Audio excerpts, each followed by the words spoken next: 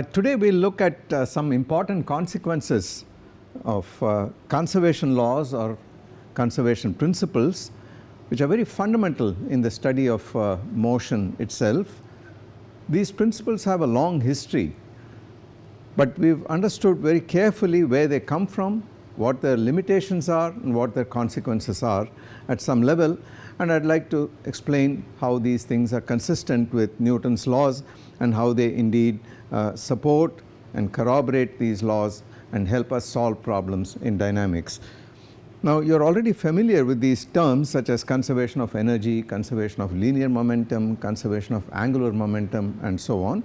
But it turns out these principles are saying something very fundamental about space and time themselves, and we will see how these principles come about, at least qualitatively. Now, Newton's first law, which says that a body that is at rest or in a state of uniform motion in a straight line will continue in this state of motion or state of rest unless acted upon by an external force. This law already has in it a potential conservation law, because it essentially says, the first law essentially says that the rate of change of the momentum is equal to 0 unless there is a force acting on the body.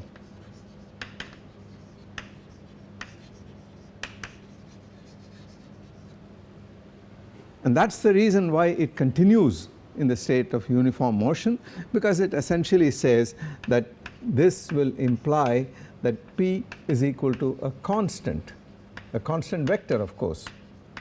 And we say it's a constant of the motion, which I'll often abbreviate as COM, and this is a conservation principle.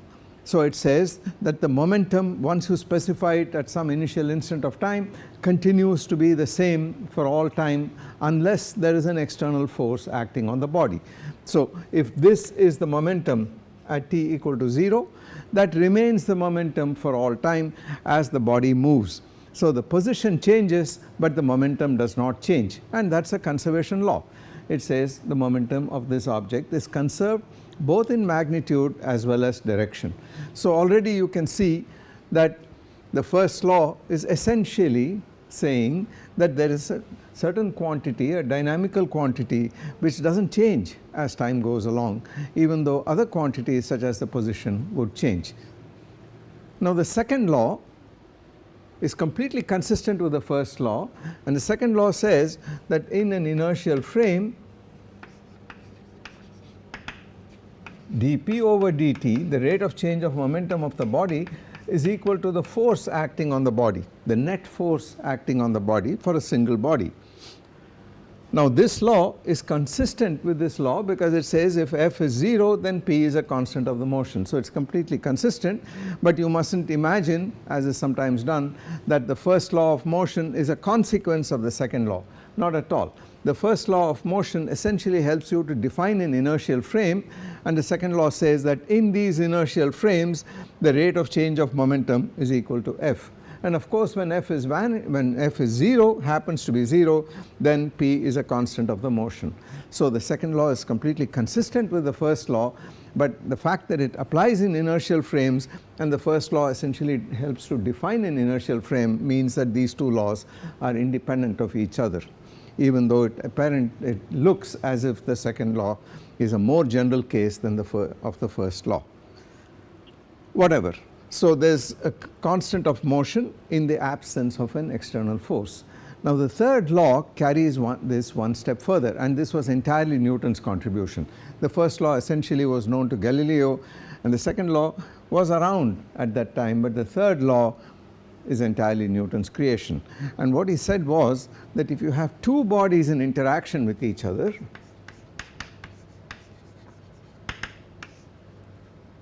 and these two bodies or objects or masses 1 and 2 in interaction with each other, then the rate of change of momentum of the first by Newton's second law is equal to the force acting on the first body, and the rate of change of momentum of the second is the net force acting on the second body. Now, the forces acting on these bodies could arise from a large number of reasons. So here's body 1 and here is body 2, and let's suppose they exert a force on each other, and in addition there is some other force as well acting on both these bodies. So this is equal to F12. By this I mean the force on body 1 by body 2 due to body 2 plus any other force which is acting on 1, and let's call it some external force due to some agent other than body 2. And similarly, this is equal to F21, which is the force exerted on body 2 by body 1 plus F2 external, the force acting on body 2 due to any other agency. Then simply by adding these two equations, you immediately see that d over dt P1 plus P2, which is the rate of change of the total momentum, let's call that capital P,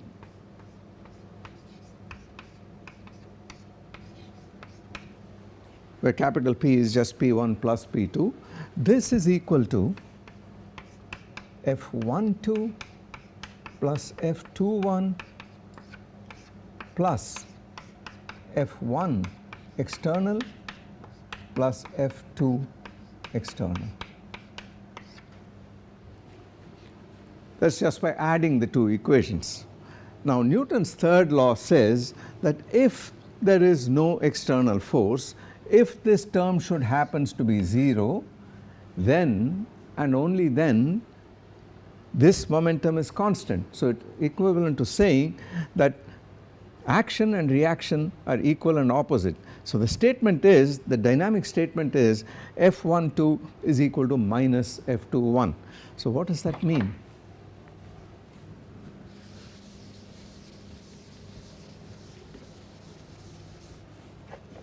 So the third law says F12 shall be equal to minus F21. In other words, the magnitudes of these vectors are the same, but they are oppositely directed. So if F12 looks like this, then the vector F21 is in the opposite direction, F21, with the same magnitude. Okay. And this is the content of Newton's third law. But immediately, as a consequence, it follows that dP over dt equal to d over dt P1 plus P2 by definition, this quantity, is equal to 0 if F external equal to 0.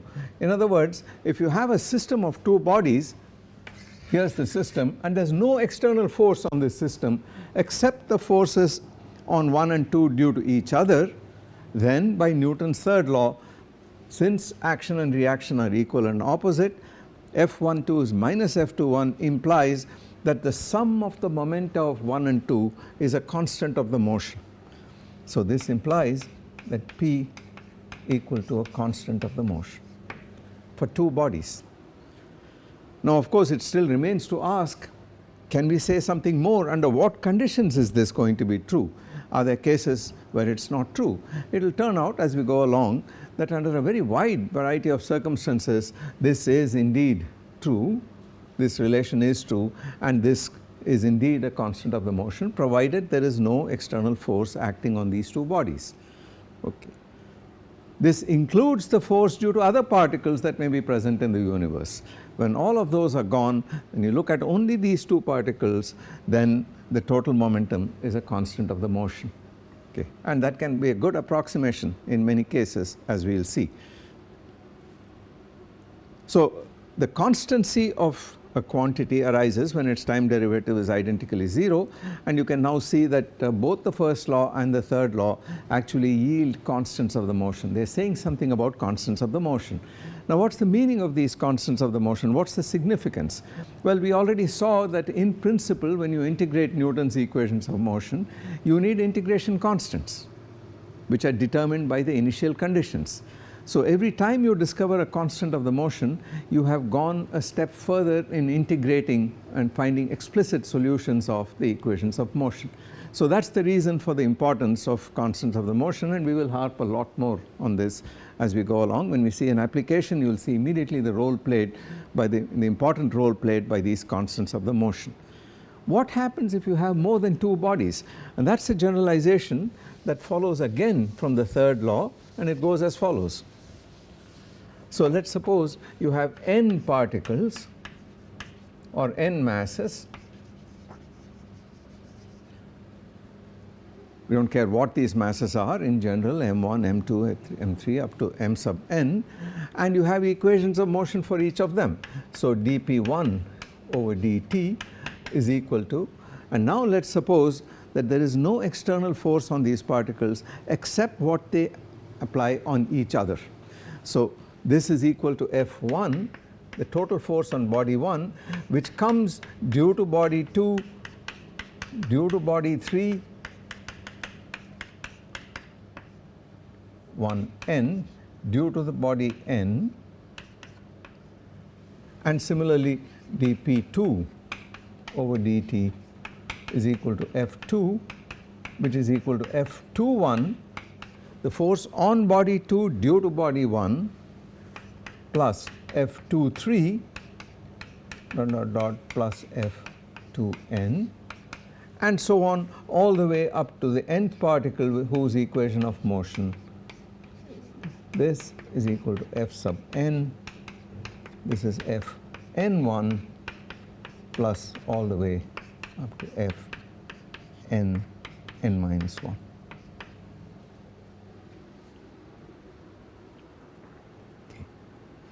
There is no self interaction, obviously. Each body sees forces due to the other particles or the other bodies, and that's the set of equations. And we add them all up and use Newton's third law.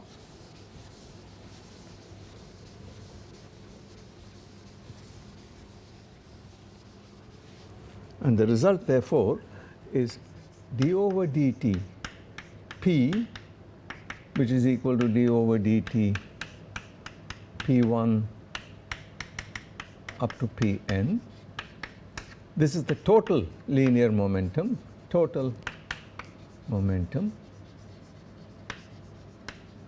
of all the particles added up vectorially. This quantity is equal to, on the right hand side, F12 plus F21, F13 plus F31, and so on. So this breaks up into pairs which goes like F12 plus F21 plus F13 plus F31 plus etc., right up to plus Fn minus 1n plus Fn n minus 1. All the terms, n squared terms, add up and break up in pairs, and then it immediately tells you that by Newton's third law, this is equal to 0, this is equal to 0, this is equal to 0, which implies that P equal to constant of the motion. So it says that if you have a collection of particles in this fashion and they're interacting with each other, I call that a system. The total momentum of the system is a constant of the motion unless there's some external force acting on the system as a whole. But as long as they're seeing forces, each of the bodies is seeing a force due to the other bodies in this system, and only that, and Newton's third law is applicable, then the total momentum of the system is a constant of the motion. It's important for you to understand that in this situation, P1 plus P2 is not a constant of the motion. So what's being said is that for each pair of objects, particles, Fij is equal to Fji with a minus sign vectorially for each I and j, I not equal to j. There is no self interaction involved here. While that is true, it is not true that for a given pair Pi plus Pj not a COM in general. So the sum of the momenta of any two particles in the system is not a constant of the motion. That's because each of the momenta is changing due to many forces. As long as all these were absent and you had just two bodies and this was equal to minus that, then the sum of the two momenta was a constant of the motion. But the moment you have other forces on the system due to particle 3, 4, 5, etc., then the sum of any two momenta is not a constant of the motion, but this still remains a constant of the motion. This quantity here, the total momentum, is still a constant of the motion. Okay. So this is a consequence of the fact that there is no external force on the system. Now where does this law of conservation of momentum come from? Well, by the way, this fact that it's the total momentum that's a constant and not individual pairs of momenta also says something about the limitations of the conservation principles. It's not giving you all the information about the system, but it's giving an overall constraint on the system, and that's a useful piece of knowledge to have. Now where does this whole thing come from? What's the origin of the law of conservation of momentum in these situations? The answer lies a little deeper in mechanics, and we will not go into that here, but I'll state the answer in words.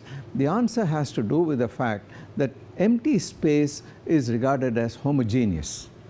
So the fact that you could take this system and the same thing could be shifted to some other location in space without changing anything else, and the physics of what's going on in it will not change if there is no overall external force on the system as a whole, which will break this invariance, this translation invariance as we call it. The shift of any location does not change the properties of the system. And this shift, the fact that things do not change under a shift of the origin of coordinates, for instance, is what is ultimately responsible for the conservation of momentum, linear momentum, as long as the conditions are right. As long as you have the statement that there is no external force on net external force on the system, and the system only sees forces due to the different components of the system acting on each other. Pairwise they cancel out due to Newton's third law, and then you're left with the conservation of total momentum. So this is an important idea that, let me write this down. Conservation of momentum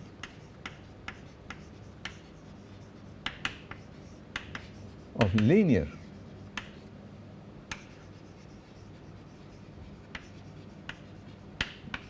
arises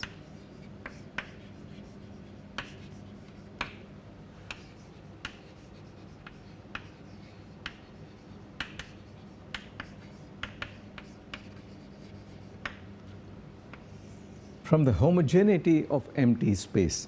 When you have nothing going on in this space, then we believe that space is exactly the same at different points in space. Nothing changes. But then the presence of external forces, the presence of fields and so on will break this homogeneity. And here's a simple example to show how. You're familiar with the fact that in projectile motion, when you have gravity acting downwards, there's an acceleration due to gravity which is minus g times the unit vector in the y direction. This is y and that's x. If I project a projectile from here, from the origin in this fashion along this velocity vector, this moves in a parabolic path and falls down there.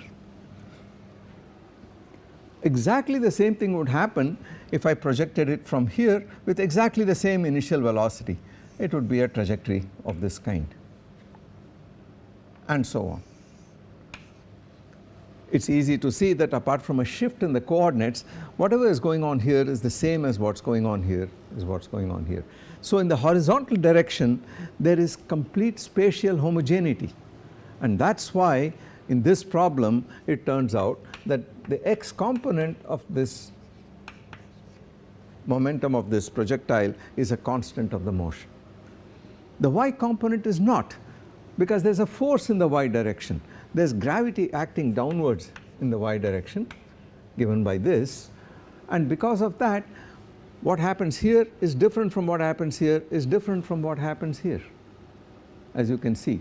And this is entirely a consequence of the fact that translational invariance in the vertical direction is broken by the fact that you have a field in the vertical direction. You have a gravitational field. And this is true even if the field is exactly the same at all points. Within this approximation, it's clear that the gravity here and the gravity here and the gravity here, the force is exactly the same. So even though the force is the same, the existence of this force is enough to cause the momentum in the y direction to change, because it says dpy over dt is the vertical component of the force, and that's not zero. So the moment you have a force in this direction, the translational invariance of this direction is broken and you have no conservation of that momentum. So py is not a constant of the motion, but px is. Exactly as saying that this piece of chalk, as far as this plane, the xy plane is concerned, if the vertical direction is the z direction, there is translational invariance in the xy plane. There is no force in the x or y directions. Only gravity acts, and that acts in the vertical direction. So the translational symmetry is broken in the vertical direction and retained in the horizontal directions, which is why no matter how I launch it, this projectile, the horizontal component of its momentum is going to be a constant of the motion. If I do it in the xy plane, xz plane, then the x component. If I do it in somewhere in between the x and y directions, then of course the horizontal component, whatever it be, will be a constant of the motion. So this is important to understand, that not only do you have a conservation principle, we also know where it comes from. It comes from the fact that empty space by itself is taken to be homogeneous, have the same properties at all locations. And that's the reason for the conservation of linear momentum, provided the circumstances are right. And this is an important point to understand. In the same projectile problem, you could ask, what happens if I have the full problem of gravitation occurring due to the force of gravity from the earth, and the field lines of the gravitational field not taken to be parallel lines pointing downwards of constant magnitude, but we take it to be the full inverse square law of gravitation? What would happen then? Well, in that case it's very clear, if you have distances which are comparable to the radius of the earth, then it's very clear that the motion is not in a parabola of this kind. The motion is actually part of an elliptic orbit, and then it is certainly true that you don't have this conservation in either of the two directions. And we will see this in a minute when we talk about conservation of angular momentum. Okay. So much for the origin of the linear momentum conservation. We will use the conservation of linear momentum very shortly when I talk about an important application to what happens when two bodies collide and separate and go their own way. And we will see that to a good extent the conservation of linear momentum and the conservation of energy will together help us solve this problem to a great extent without knowing the details of what happens during the collision. Now what about angular momentum, conservation of angular momentum? Where does that come from? Well, let's go back and look at what happens to Newton's law for a single body, which was dp over dt equal to the force on one body. So we are going to talk about the rotational analog of the second law. As before, I start with a single particle, single object, and say the rate of change of its momentum is the force acting on it. And now I'm interested in the so-called orbital angular momentum, L. This is the orbital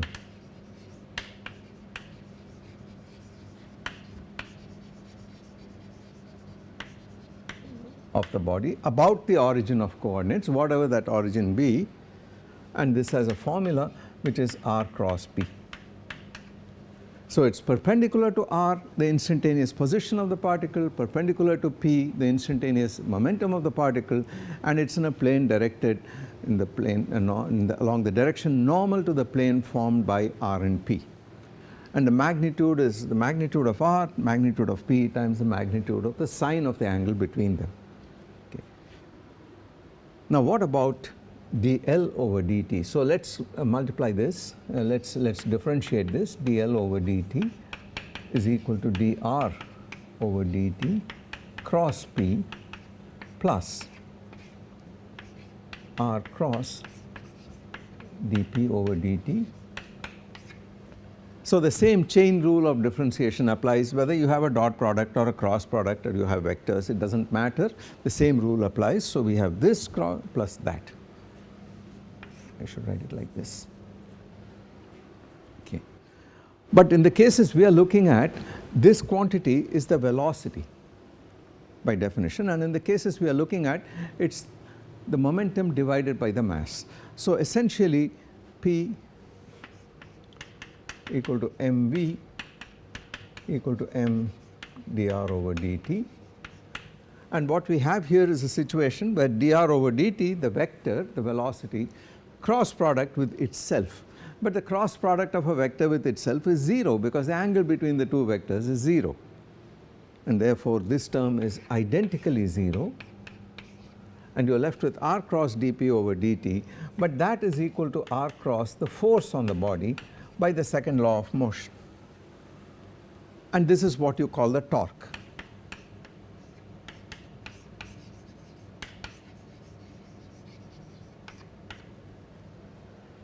Okay.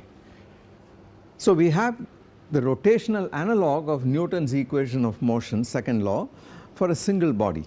It says the rate of change of its orbital angular momentum is equal to the torque on the body, r cross f, the moment of the force about the origin, and therefore as in the case of the second law, L is a constant of the motion if the torque on the body is 0. So we have a conservation principle which says that if the torque on a body is 0, then its angular momentum does not change. This is the exact rotational analog of the law for linear momentum in this case. But we can go a little further, and we will do that next when we consider a set of bodies and ask what happens when you have the third law operating and you have a collection of particles, and we will do this, we will take this up in the immediate future.